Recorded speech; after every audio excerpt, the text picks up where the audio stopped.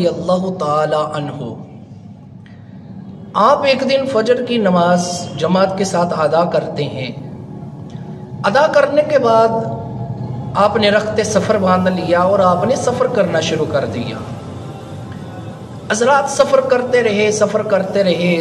ظہر کی نماز کا وقت آیا، آپ نے نماز ادا کی۔ نماز ادا کرنے کے بعد پھر آپ نے سفر شروع کر دیا۔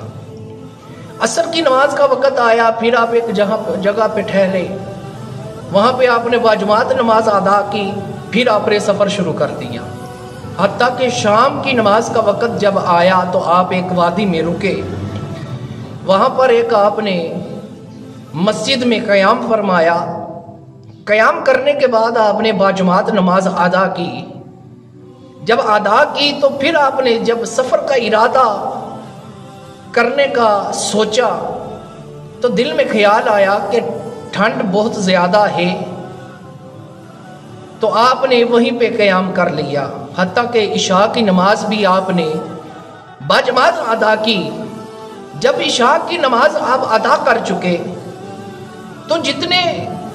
اس علاقے کے نمازی تھے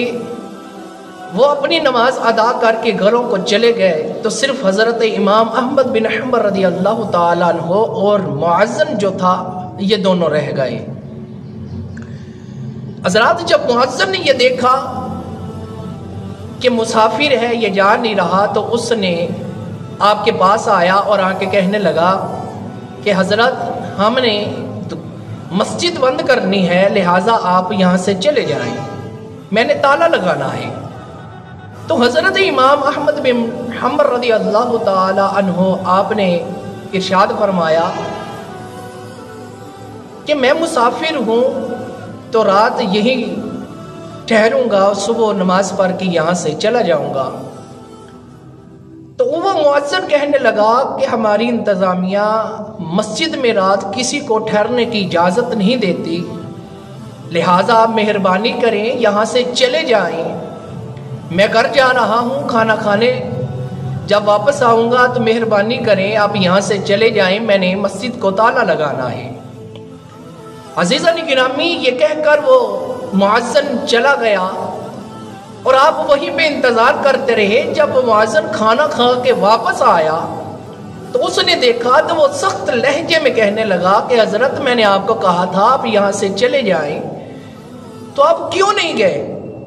مہربانی کرے مجھے مجبور نہ کرے، ورنہ آپ کو دھکے دے کر مجھے مسجد سے باہر نکالنا پڑے گا۔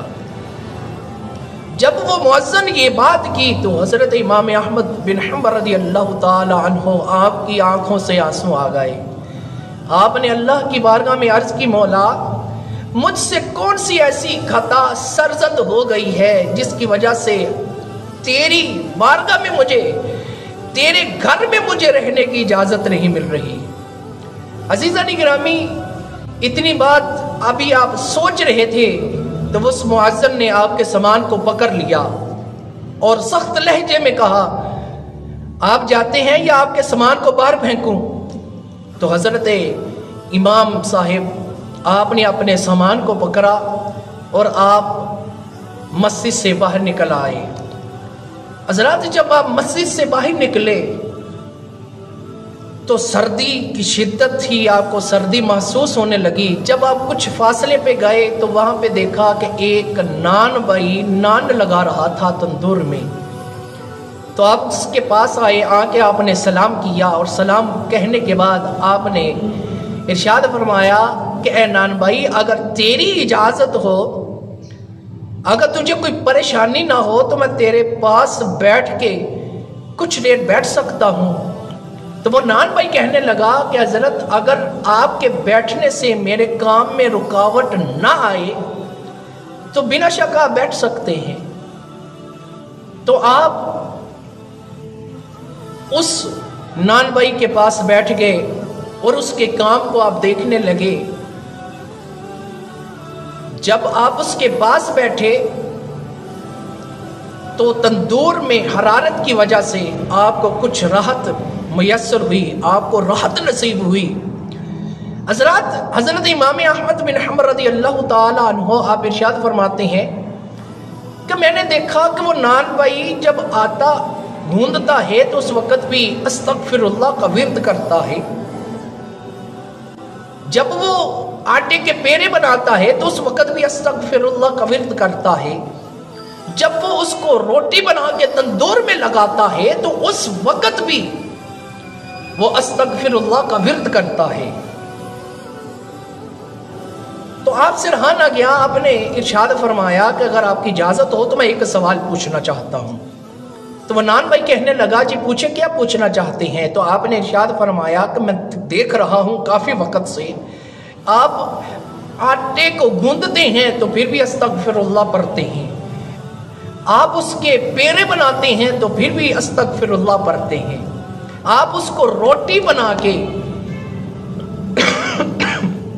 تندور میں لگاتے ہیں تو پھر بھی آپ استغفراللہ پڑھتے ہیں، اس کی وجہ کیا ہے؟ تو وہ کہنے لگا حضرت آج سے کافی دن پہلے میں بہت غریب تھا، بہت ہی غریب تھا، گھر کے سارے نظام کا جو دار مدار تھا وہ مجھ پہ تھا، کیونکہ گھر میں سب سے بڑا میں تھا، میرے ماں باپ ہیں، میرے بہن بھائی ہیں، اور تنخواہ بھی بالکل معقول تھی۔ یہ جس جگہ پہ میں روٹیاں لگا رہا ہوں اس پہ میں مزدوری کرتا تھا، اور میری جو تنخواہ تھی وہ بھی معقول تھی۔ تو وہ کہنے لگا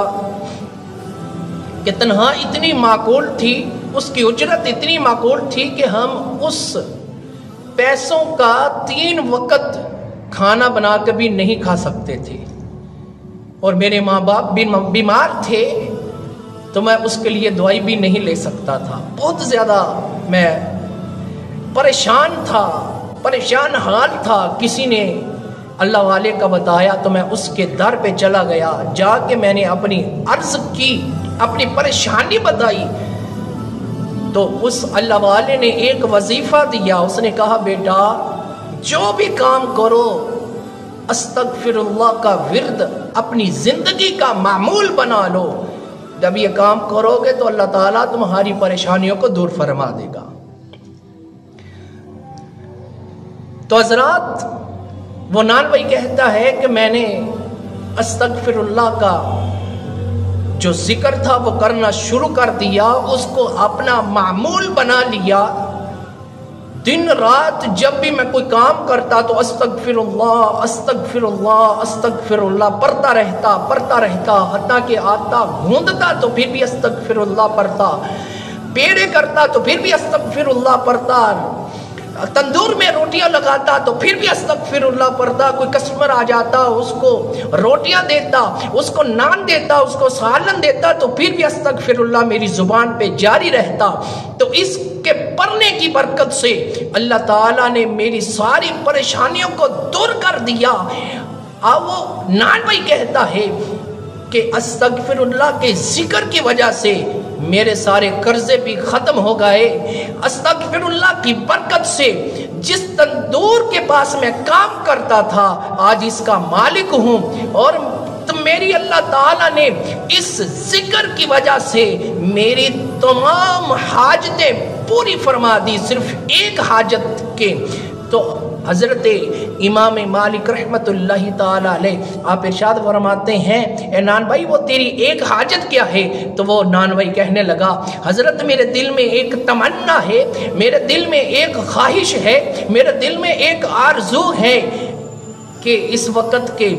ایک امام ہیں، نام ہے احمد بن حنبل، میرے دل کی ایک حسرت ہے کہ میں اس سے جا کے ملوں، میں اس کے ہاتھوں کو بوسا دوں اور اس کے گلے کے ساتھ لگ کے چپک جاؤں، یہ میرے دل کی ایک خواہش ہے، لیکن اپنی مصروفیت کی وجہ سے میں ان سے مل نہیں سکا۔ حضرات جب اس نان بھائی نے یہ بات کی تو حضرت امام مالک رحمت اللہ تعالیٰ علیہ آپ کی آنکھوں سے آنسو آ گئے۔ آپ نے کہا کہ اے نان بھائی تجھے مبارک ہو، رب نے تیری دعا کو قبول کر لیا ہے۔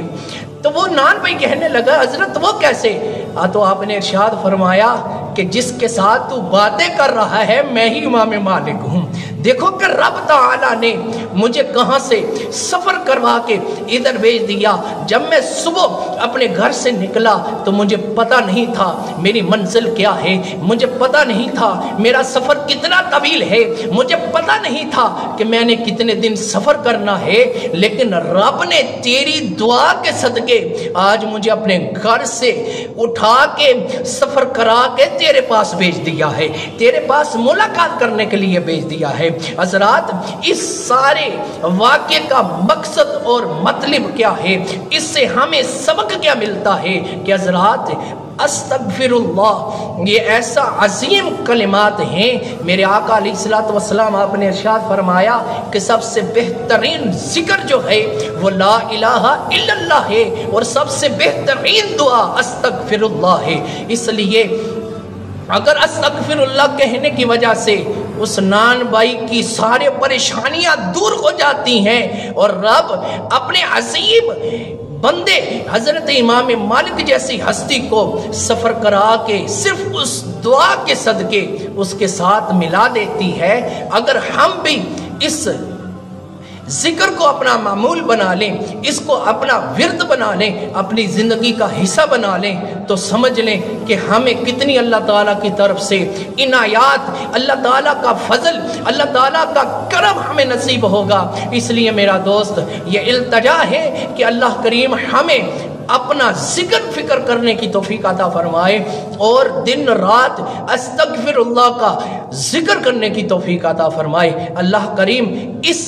बात पे सुना के हमें अमल करने की तौफीक अता फरमाए।